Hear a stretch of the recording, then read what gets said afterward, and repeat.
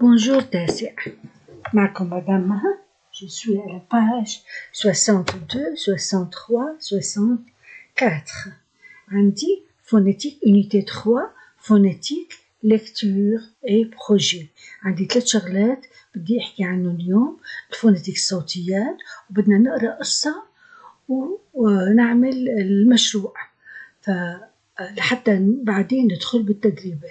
أنا عندي هون بالفونيتيك مثل ما بنعرف بكل وحدة في عنا صوتيات اللي هي فونيتيك، نتعلم كيف لفظ معين وكيف كتابة هذا اللفظ.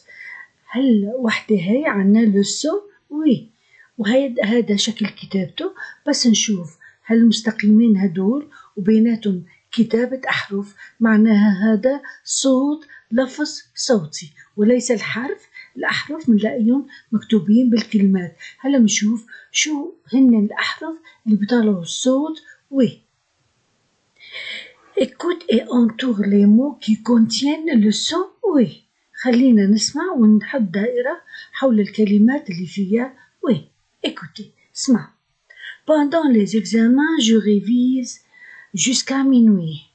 Samy conduit lentement sa voiture. J'ai besoin de l'huile pour préparer cette salade. Katia aime les fruits tropicaux. Ce livre est traduit en plusieurs langues. Je vais appeler Pierre pour lui parler de mon problème. La consommation excessive de l'eau nuit à l'environnement. Il comprend les mathématiques par intuition. أكيد انتبهتوا إنه أنا لفظت كتير مرات بكل جملة عم بلفظ الوي. Pendant les examens, je révise jusqu'à minuit. أثناء الامتحانات أنا براجع لحد منتصف الليل. minuit سمعنا minuit، بدي حط دائرة حول الكلمة.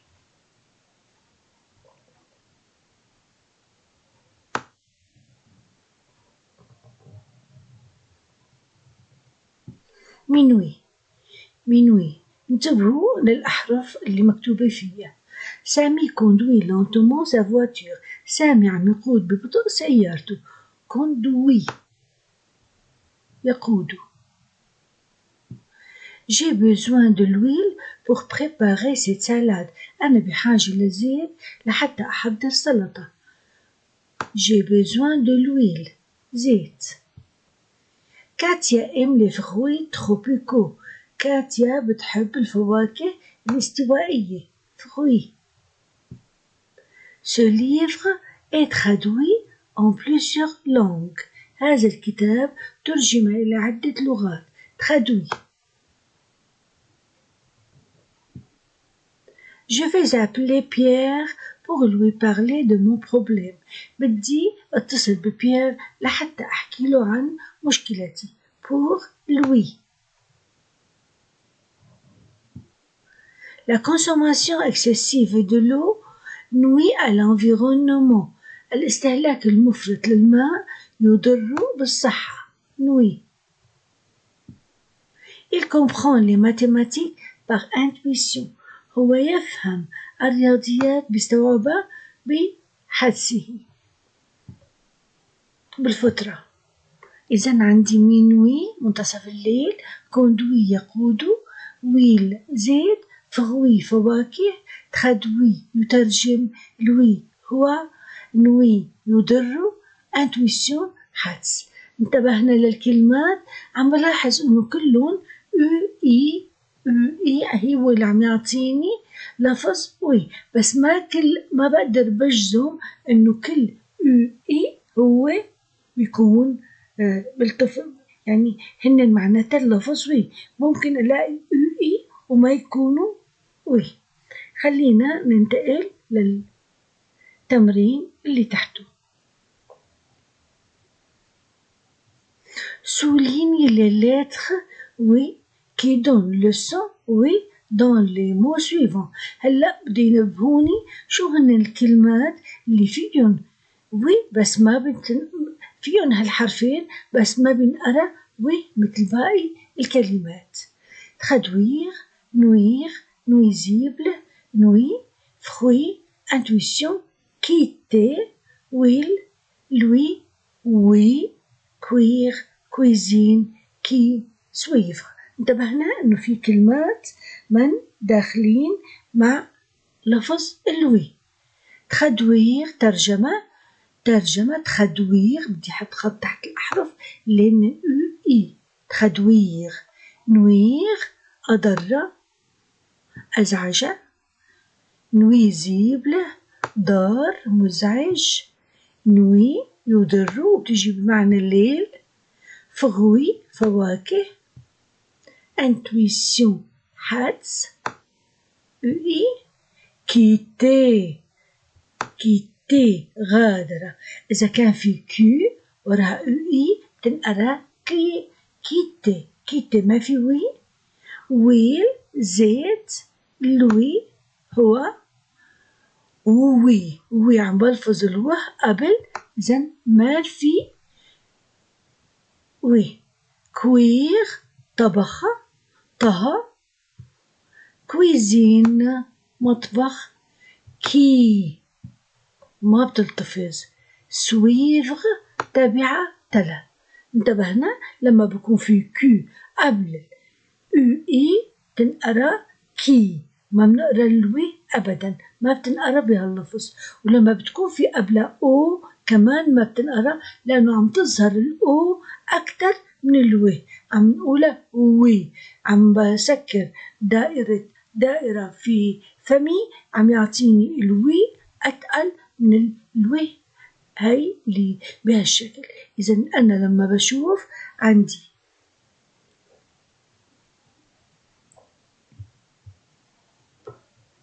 إذا شفت كيتي كو أو كي من أو الذي أو وي يا أو قبله يا كو قبله ما بيشملوا هاللفظ هذا. إذا نو كيتي نو كي نو وي. بدنا نحفظ بصم. On passe à l'exercice C. Complète les phrases suivantes avec les mots qui contiennent le son oui.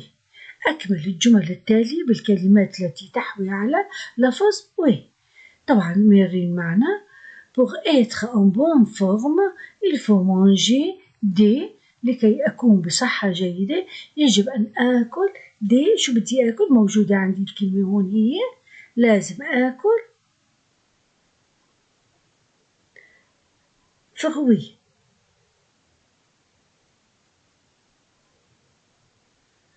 انتبهنا انه حطيت لها اس لانه هون في عندي دي بلوريال ما بيأثر شي على اللفظ. فغوي. سيلفي فيت اوجوردوي. سيلفي تحتفل اليوم بعيد ميلادها. سي 8 عيد ميلادها الثامن. سيلفي فيت aujourd'hui ses 8 ans. J'aime beaucoup les œuvres mondiales. بحب كتير. مرت معي فوق تخدوير. مرت معي تخدوير. بحب كتير تخدوير. رح أكتبه تحت لأنه ما رح تسمع معي كلياتها.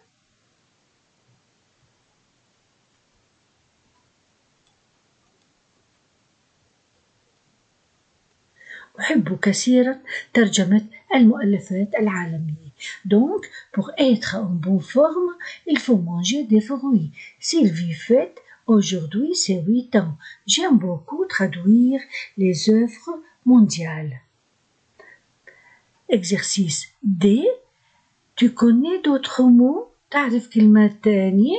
في يوي بتعرف كلمات تانية؟ طبعا بعرف. أنا اللي بعرف. وكلمات بنعرفها كلياتنا. aujourd'hui اليوم. aujourd'hui كمان pluie مطر. pluie كمان شوفوا هاي parapluie شمسية.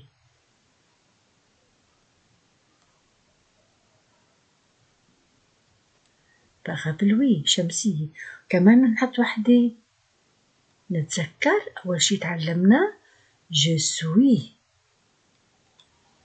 Voilà d'autres mots. أنا بعرف كتير بس حطولي هن 4 سطور بس. Aujourd'hui, pluie, parapluie, je suis. On passe à la page 63. خلصنا الفونيتيك ننتقل لغوتي على ليكتور متعة القراءة. عندي هوني un petit conte قصة صغيرة نقراها حلوة وفيها حكمة. Lisons le conte. Acheter du temps شراء الوقت. Un jour, le père revenant tard du travail, fatigué et stressé, trouva son fils de 5 ans à la porte. ذات يوم عندما كان الأب عائدا متأخرا من العمل كان متعبا ومرهقا وجد ابنه اللي عمره 5 سنوات على الباب. بابا je peux te poser une question. بابا بقدر أطرح عليك سؤال. كوا شو هو؟ combien tu gagnes par heure؟ شقد بتكسب بالنهار؟ بالساعة شقد تكسب بساعتك؟ ساعة عملك شقد قيمتها؟ Pourquoi tu me demandes ça؟ ليش عم تسألني هالسؤال؟ Je veux juste savoir s'il te plaît. بس بدي أعرف يا بابا. Je gagne 3000 livres syriennes par heure. بربح بكسب 3000 ليرة سورية بالساعة. Répondit l'homme d'une façon nerveuse. أجاب الرجل بطريقة عصبية. Ah, prête-moi seulement 500 livres syriennes.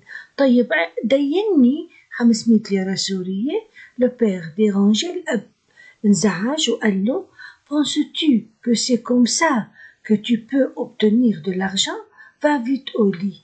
أنت محسب إنه هيك واحد إذا بده مصاري هيك بيحصل عليهن، هيك بيحصل على المال، روح بسرعة على فراشك.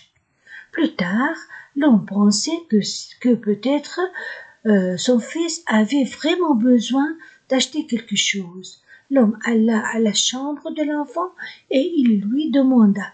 بعد شوي الرجل فكر إنه ربما ابنه هو بحاجة أكيدة حاجة فعلية ليشتري شيء، فراح على غرفة ابنه وسأله قال له tu dors mon petit؟ أنت نايم يا ابني؟ قام قال له non papa لا يا أبي. répondit le petit أجاب الصغير. l'homme lui donne 500 livres syriennes. عطى الأب 500 ليرة سورية. et lui demanda وسأله قال له qu'est-ce que tu vas en faire؟ شو بدك تعمل فيهم؟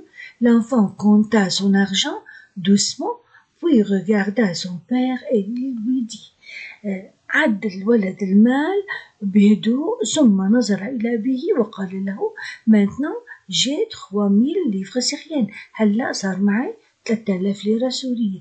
puis-je acheter une heure de ton temps papa؟ بقدر بشتري ساعة من وقتك يا بابا. rentre demain une heure en avance. رجع بكرة أبكر ساعة. j'aimerais dîner avec toi s'il te plaît. بحب أتعشى معك إذا بتريد. le père أكيد فهمتوا الحكمة. le père le cœur brisé الأب تكسر قلبه زعل كتير.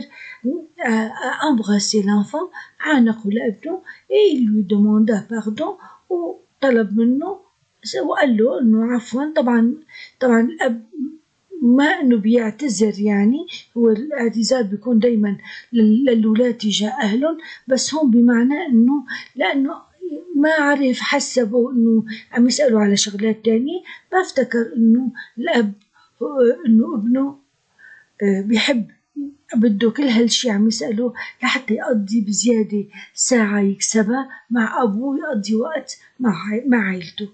دونك هلا هذا كله ما مطلوب منكم، بس إذا حبيتوا تقروا وتسلوا فيها ونجاوب على أسئلتها كمان.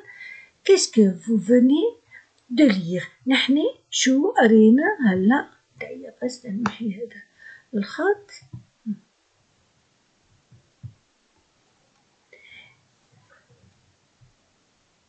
Qu'est-ce que vous venez de lire؟ شو نحن قرينا هلا؟ قرينا كونت، قرينا قصة. Qu'est-ce que vous venez de lire؟ قرينا قصة.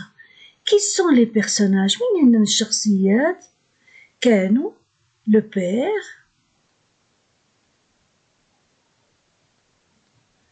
et le fils الأب والابن الأب وابنه le père et le fils qui nous décrit la situation des personnages مين كان عم يشرح لنا هالقصة كلها مين كان عم يقولها كان الراوي اسمه le narrateur القاص أو الراوي le narrateur.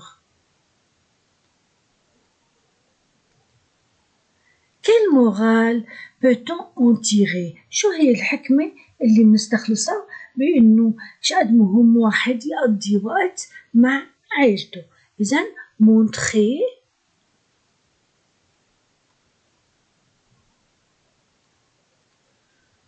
montrer l'importance إظهار أهمية de passer إظهار أهمية قضاء de passer plus de temps المزيد من الوقت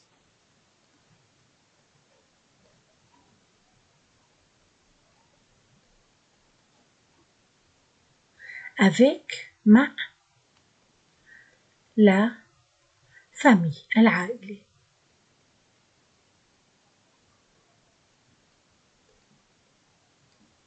Donc, qu'est-ce que vous venez de lire? Un conte. Qui sont les personnages, le père et le fils? Qui nous décrit la situation des personnages? Le narrateur. Quelle morale peut-on en tirer? Montrer l'importance de passer plus de temps avec la famille. On passe au projet. بننتقل على المشروع. كمان المشروع هو عمل نشاط أثناء السنة. Mon projet بيقول faire une promotion. مشروع بيقول faire une promotion pour présenter les œuvres artistiques. ترويج لتقديم أعمال فنية. مثل ما أننا شايفين هون متراج عرض في المصور عم بيقول vous allez faire une promotion pour présenter les œuvres artistiques qui seront représentées lors de la semaine culturelle organisée par votre collège. هلا نحن رح نعمل دعاية بروموسيون دعاية عرض ترويج حتى نقدم أعمال فنية اللي رح تنعرض في الأسبوع الثقافي اللي رح تنظمه مدرستنا. طبعا نحن هون عم يقولوا لنا بالملاحظات انه نحن قبل ما نبدا العرض هذا لازم نفهم ايش معناتها بروموسيون. قلنا انه هو دعايه او ترويج لشيء، عمل دعايه لشيء، ولازم نحافظ على العناصر التاليه هدول: كونساي نصائح لعمل une bonne promotion، préciser le lieu نحدد المكان، préciser les activités والنشاطات، choisir un slogan ونحط شعار، و préciser les horaires des activités ونحدد أوقات النشاطات، و préciser la durée des événements نحدد مدة المناسبات اللي راح تصير هالنشاطات، وكمان filmer son court métrage ونعرض فيلم قصير. نحن رح نحكي عن الفيلم لأنه هذا البروجي المطلوب مننا نقدمه بنهاية الوحدة الرابعة، بس نحن هلأ بنقرأ هالعناصر ونخلي تقديم الفيلم للوحدة الرابعة. أنا عملت هون قلت à l'occasion de la semaine culturelle, la direction de notre collège a le plaisir d'organiser des activités artistiques sous le slogan l'art pour grandir. بمناسبة الأسبوع الثقافي إدارة مدرستنا يسرها أن تنظم نشاطات فنية تحت شعار نكبر بالفن. Découvrez le programme. خلينا نكتشف شو هو برنامج هذه النشاطات. عندي 4 activités 4 نشاطات. Notre ville en couleur. مدينتنا بالألوان. Le lundi 10-10-2020 de 10h à 13h, une exposition de tableaux peints par les élèves dans la salle des arts au centre culturel de la ville. يوم الاثنين 10/10/2020 الساعة 10 عنا معرض للوحات التي رسمها التلاميذ في صالة الفنون في المركز الثقافي في المدينة. Découvrir la musique, اكتشاف الموسيقى. Monsieur Salim, le professeur de musique, va donner un concert avec les élèves de sa classe le mercredi 12 10 de 10h à 13h dans la salle de musique dans notre collège. السيد أستاذ سليم أستاذ الموسيقى سيقدم حفل موسيقي مع تلاميذ صفه يوم الأربعاء 12 الشهر من 10 للوحدة في صالة الموسيقى في مدرستنا. 3. Le jeudi, le vendredi et le samedi, il y aura une pièce de théâtre et des ateliers artistiques. راح يكون عنا يوم الخميس والجمعة والسبت في مسرحية وفي مشاغل فنية. Le dimanche à 10h, أما الأحد الساعة 10 du matin صباحا, un court métrage surprise sera présenté en fin de semaine pour vous tous à la salle du cinéma. يوم الأحد الصبح في عنا عرض لفيلم قصير مفاجأة راح تنعرض في نهاية الأسبوع الثقافي لكم جميعا في صالة السينما. هذا هو البروجي. منقدم الكورميتراج بالدرس بنهاية الوحدة الرابعة. J'ai fini la page 64. كانت معكم مدام مها بتقولكم au revoir à la prochaine fois. باي باي.